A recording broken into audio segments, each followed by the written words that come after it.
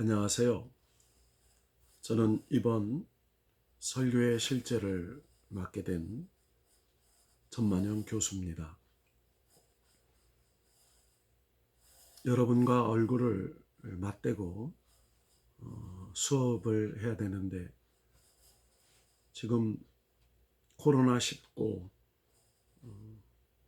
이 전염병으로 인해서 전 세계적으로 또 우리나라도 상당히 많은 위험에 직면해 있습니다. 그래서 국가의 정책에 의해서 우리가 얼굴과 얼굴을 대면하고 수업을 할 수가 없어서 국가 교육 지침에 의해서 당분간 동영상으로 설교할 수밖에 없고 또 수업할 수밖에 없는 현실을 안타깝게 생각하면서도 이렇게 얼굴을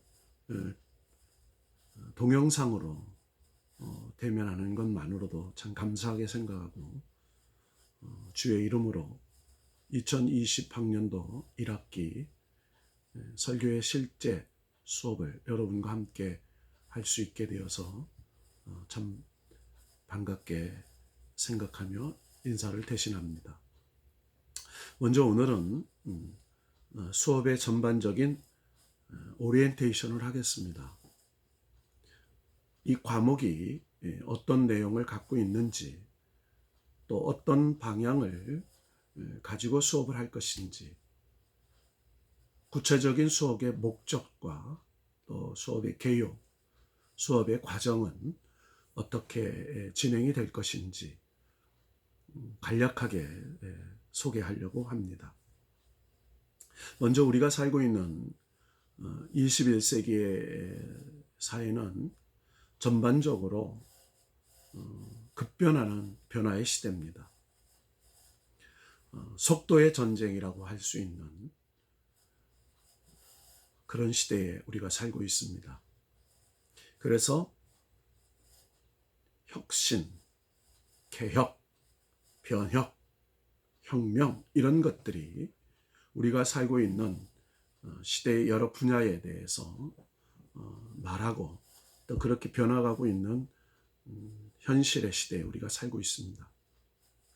그러나 설교라는 것은 하나님의 말씀, 즉 복음의 진리를 가진 하나님의 말씀입니다.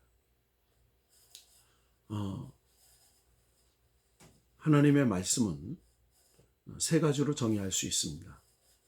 첫 번째는 기록된 말씀인 성경이 있습니다.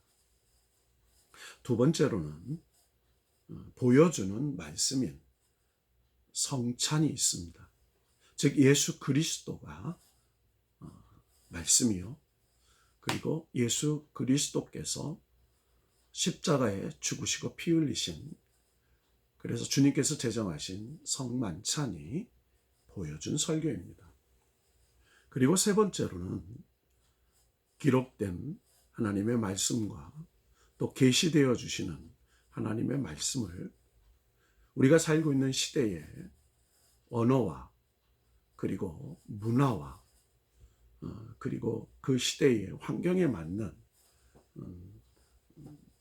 사람들에게 그 하나님의 말씀을 풀어서 전달하는 것이 선포되는 말씀인 설교입니다. 우리가 살고 있는 이 시대는 급변의 시대입니다. 그래서 변화하는 시대에 변하지 않는 복음인 즉 설교를 어떻게 전할 것인가, 그리고 그 하나님의 말씀인 설교는 하나님의 계시요 그리고 우리가 이 시대에 살아야 할 삶의 지침이요 그리고 영생하는 말씀이요 진리입니다. 세상 사람들의 삶의 가치 기준이 있습니다. 그러나 하나님의 사람의 삶의 가치 기준은 하나님의 말씀, 즉 설교입니다. 설교가 우리의 삶의 방향과 가치와 기준과 지침을 주시는 하나님의 메시지인 것입니다. 그래서 이 설교의 실제의 수업은 설교자가 갖춰야 할 설교의 전달에 대한 기초적인 지식을 습득하고 또 작성한 설교를 어떻게 하면 효과적으로 전달할 수 있는지에 대해서 연구하고 직접 실현해 봄으로써 그 능력을 개발하고 또 그 능력을 선포하는 데에 돕는 데 그 목적이 있습니다. 여러분들이 이 학교 홈페이지에 가보면 수업 계획서가 준비되어 있습니다. 강의 운영 방법은 설교 작성 및 전달에 대한 강의와 또 학생들의 설교를 시연하는 방향으로 진행하려고 합니다. 세 번째로 과제물은 독서 요약 보고, 즉 A4 10매 정도. 리차드 S. 링거가 기록하고 주승중 교수가 번역한 설교 그물짜기, 서울 예배와 설교 아카데미에서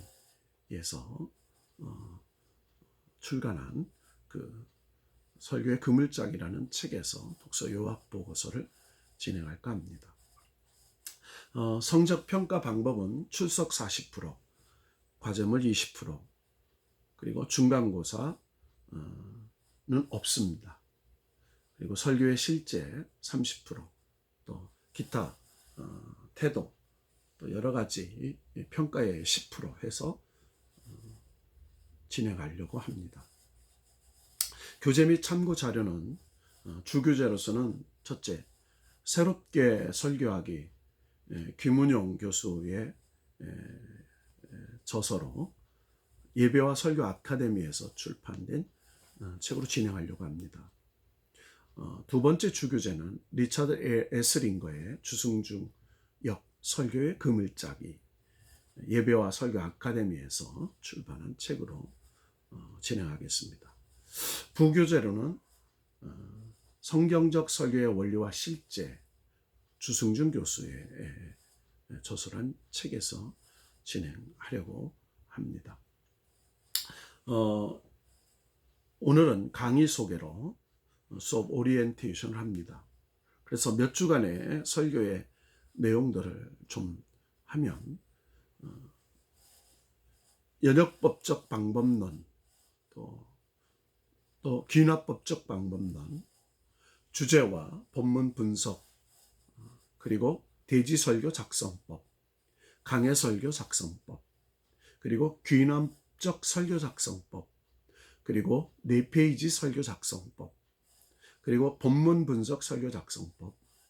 그래서 설교의 실제, 우리 학생들이 선택한 나는 귀납법적 설교, 나는 대지설교, 나는 강해설교, 나는 4페이지 설교, 나는 본문 분석 설교 등을 선택해서 설교의 실제 1, 설교의 실제 2, 설교의 실제 3, 설교의 실제 4, 그리고 설교의 실제 5 또는 종합평가와 토론, 질의와 응답, 이런 방법으로 진행을 하려고 합니다.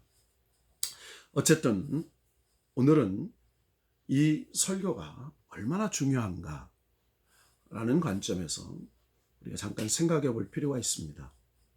설교는 목회입니다. 목회 중에서도 가장 중요한 그리고 가장 핵심적인 부분을 차지하고 있는 그런 분야입니다. 그래서 설교는 목회다라고 정의할 수도 있고 또 예배도 목회다라고 정의할 수 있습니다.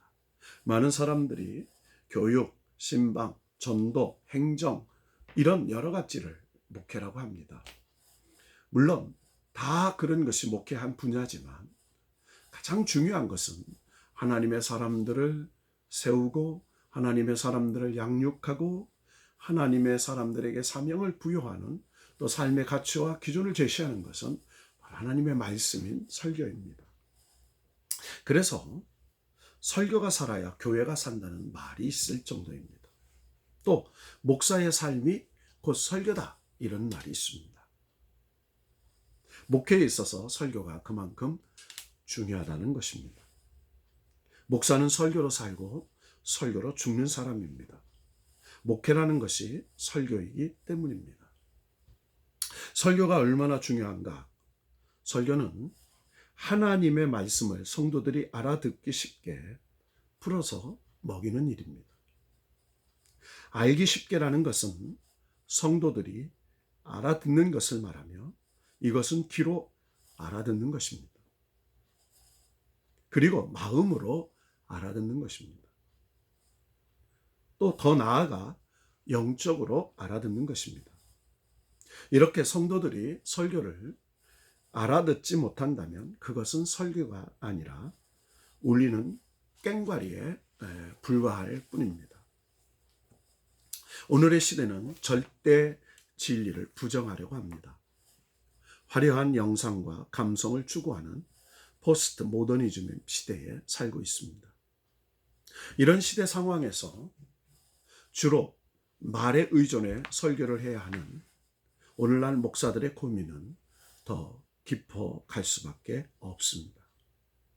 목사는 누구나 어떻게 하면 설교를 보다 더 잘할 수 있을까 하는 갈망 속에 고민합니다. 쉬우면서도 깊고 선명하면서도 영혼을 울리는 설교를 통해 하나님의 심정을 교우들에게 전하여 은혜를 끼치고 싶은 것입니다. 그런데 한마디로 정의하면 설교는 잘하는 것이 아닙니다. 설교는 바르게 하는 것입니다. 설교가 정말 중요한 것은 하나님의 말씀을 전하는 일이기 때문입니다. 하나님의 말씀은 가감없이 전해야 합니다. 설교자의 사상을 전해도 안 됩니다. 오직 오늘 본문을 통해서 하나님께서 전하려고 하는 것이 무엇인가를 바르게 찾아서 신학적으로나 문학적으로나 논리적으로나 문제가 전혀 없어야 합니다. 그래서 설교 준비에 소홀히 할 수 없는 것입니다.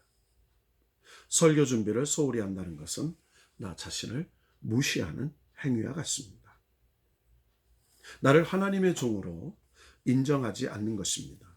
더 나아가서 나를 목회자로 만드신 하나님을 무시하는 행위인 것입니다. 그렇게 볼 때 목회자의 삶과 설교가 얼마나 중요한 것인가를 우리는 깨닫게 되는 것입니다. 그래서 설교가 얼마나 소중한가를 다음 몇 가지를 설명할 수 있습니다. 첫째, 성경적인 증거입니다. 사도행전은 다음과 같이 말씀합니다.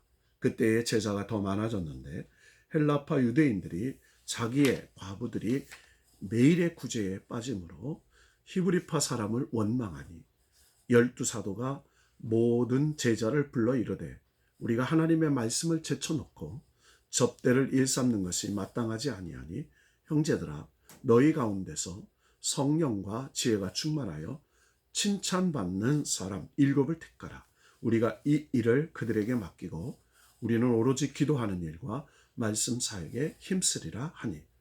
사도행전 6장 1절에서 4절의 말씀입니다.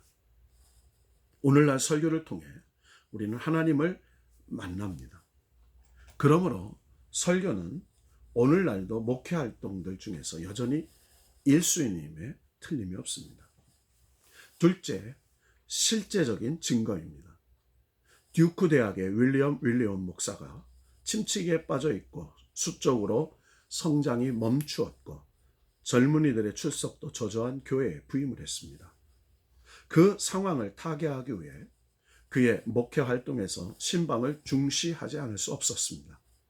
그래서 그는 먼저 최근 방문자들, 비활동적인 멤버들, 그리고 청년들을 신방하고 나서 설교를 준비할 계획이었습니다. 그는 이 목회 활동 계획을 첫 당회 모임에서 당회원들에게 제시를 했습니다. 그런데 그날 당회는 정반대의 결과를 내놓았습니다. 당회는 윌리엄 목사가 먼저 설교 준비와 가르침에 전념한 후 신방에 달라고 부탁했습니다. 왜 이렇게 순서가 대빵 바뀐 것일까? 당회원들은 준비된 설교는 새 신자들을 끌어들일 수 있고 비활동적인 멤버들에게 새 힘을 돋돋아 주고 또 청년들도 잘 돌볼 수 있기에 신방보다 더 중요한 활동이라고 생각했기 때문입니다. 그렇게 한 결과 교회는 부흥할 수 있었습니다. 세 번째, 신학적인 이유입니다. 설교의 중요성은 신학적 이유이기도 합니다. 종교개혁자 마틴 루터는 그리스도를 설교하는 것은 그리스도가 설교하는 것이라고 하면서 설교에서 그리스도의 실제적 현존을 주장했습니다. 존 칼빈은 복음이 하나님의 이름으로 설교될 때 그것은 마치 하나님께서 설교자 안에서 말씀하시는 것과 같다고 말을 했습니다. 이렇게 설교는 하나님의 현존하심을 체험하는 중요한 통로이기 때문입니다.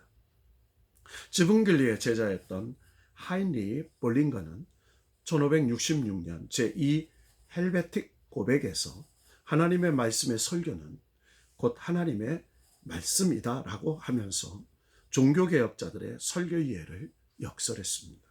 그만큼 목회에서 설교의 중요성을 아무리 강조해도 틀린 것은 아니기 때문입니다.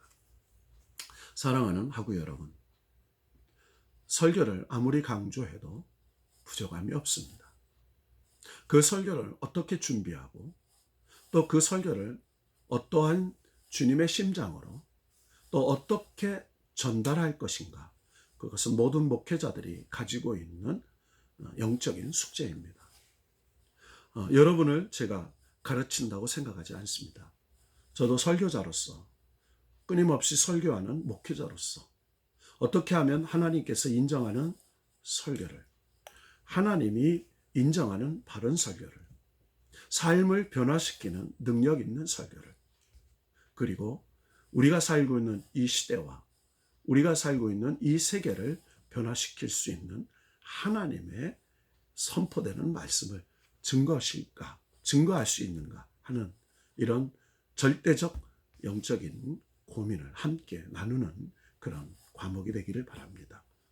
저도 하나님께로부터 주시는 깨달음, 또 저를 통해서 여러분에게 하시고 싶은 하나님의 말씀, 서로 영적인 교통을 통해서 이 한 학기 동안 하나님의 풍성한 은혜와 진리가 넘치는 그런 설교의 실제가 되기를 바라면서 다음 시간에 더욱 뜻깊은 과목, 그리고 뜻깊은 방향, 뜻깊은 전개를 기대하면서 다시 만날 것을 기대하면서 저와 여러분이 한 학기 복된 수업의 시간을 기대하며 여러분을 축복하며 첫 시간을 마치겠습니다.